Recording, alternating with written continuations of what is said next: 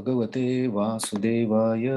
Om Namo Bhagavate Vasudevaya. Om Namo Bhagavate Vasudevaya. Namo Om Vishnupadaya Krishna Prishtaya Bhutale Srimate Bhaktivedanta Swami Niti Namine Namaste Saraswati Devi Gauravani Pracharine Nirvishesha Shunyavadi Pachakade Satarine Jai Sri Krishna Chaitanya Prabhu Nityananda Shri Advaita Gadadhar Srivasadi Gaurabhakta Vrinda Hare Krishna, Krishna Krishna, Hare Hare, Hare Rama, Rama Rama, Hare Hare Mukham Karoti Vacharam, Pangum Nandite Girim, Yat Kripa Tamham Vande, Shri Gurum Dinatarine.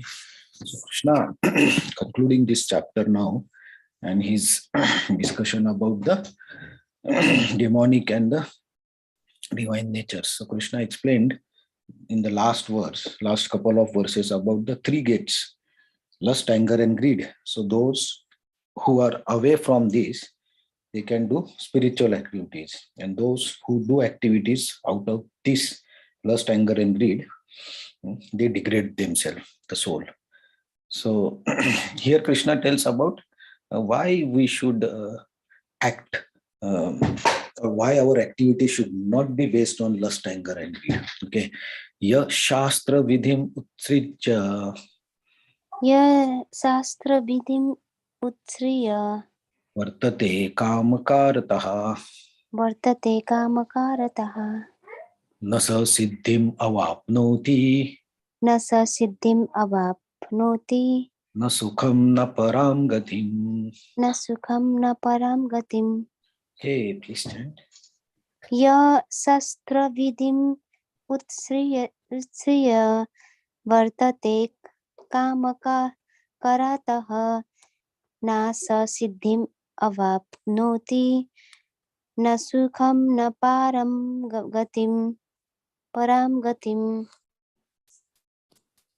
Yasastra vidim uttistrijya vartate kamakaratah nasasiddhim avapnoti nasukam na param gatim.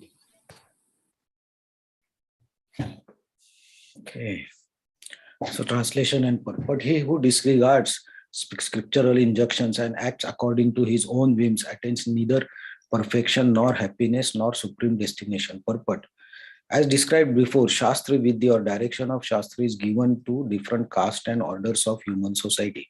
Everyone is expected to follow these rules and regulations. If one does not follow them, acts whimsically according to his lust, greed, and desire, and then he never will be perfect in his life. In other words, a man may theoretically know all these things, but if he does not apply them in his own life, then he is to be known as lowest of the mankind. In human form of life, a living entity is expected to be same and to follow the regulations given for elevating his life to the highest platform. But if he does not follow them, then he disregards himself. But even if he follows the rules and regulations and moral principles and ultimately does not come to stage of understanding the Supreme Lord, then all his knowledge becomes spoiled. And even if he accepts the existence of God, he does not engage himself in service of the Lord.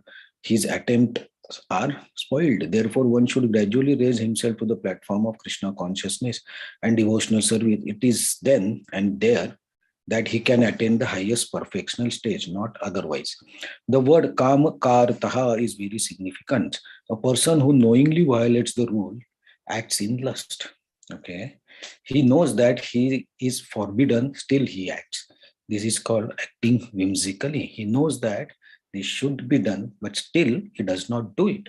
Therefore, he is called whimsical. Such persons are destined to be condemned by the Supreme Lord. Such persons cannot have the perfection which is meant for the human life. The human life is specially meant for purifying one's existence.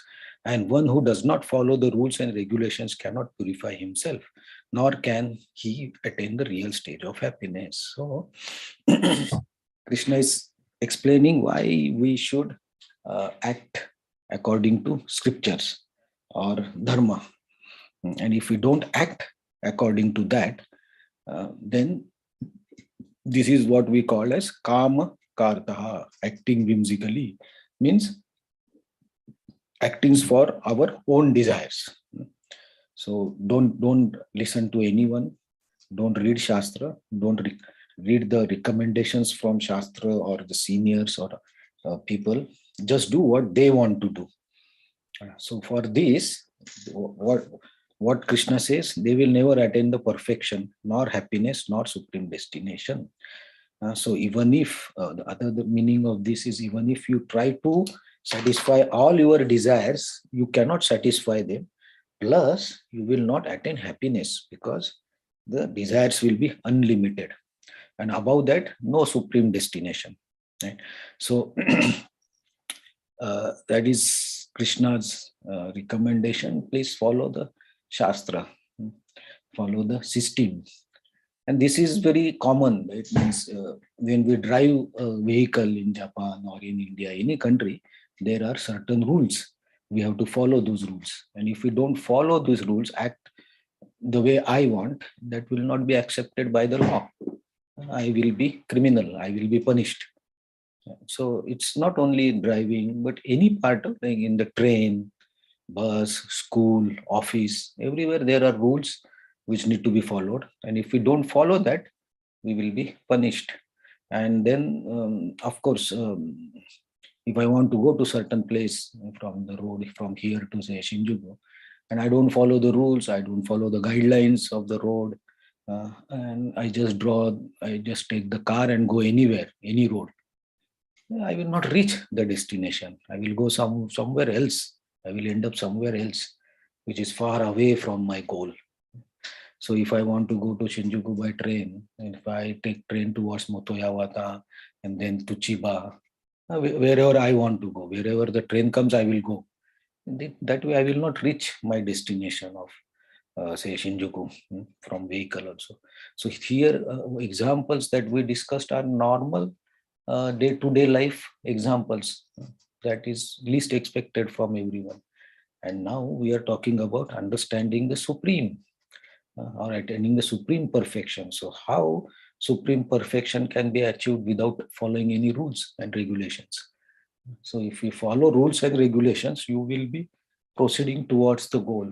But if you reject, you will be going away. So similarly, Srila Prabhupada makes the point that we do activities that we are not supposed to do. This action is out of lust, our desire. So it's very important because we do these such activities that we are not supposed to do, and afterwards we feel bad. I should not have done, but I did that anyway, and I'm doing the same thing every day. So still I am not learning. So that is our anartha. We try to overcome it, but we are still not able to do that, and we are doing the same mistake again and again. So to come out of it, we have to do bhakti. We have to engage our mind, body, and senses in proper way, so that they are not engaged wrongly. And this will need a lot of sacrifices, lot of tapascharya, a lot of austerity. So, but that has to be done, because by that you can attain the perfection. If we do activities out of lust and greed, we're not going to reach anywhere. So this is what Krishna is trying to tell us in this shloka. And next shloka, he will give very clear understanding how you should act and based on what we should act, so that you don't go away from your path. And also that is a indication of divine quality. When we act according to what we are supposed to do, and what we are not supposed to do, we don't do. So that is a divine quality. Just follow the Shastra.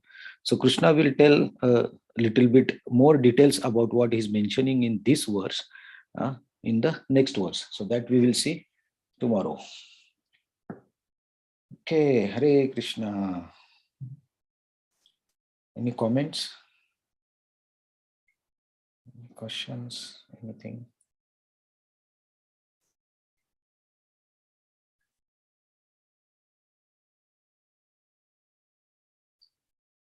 Okay, thank you very much. We'll see the last shloka of this chapter, and which is the more clear instruction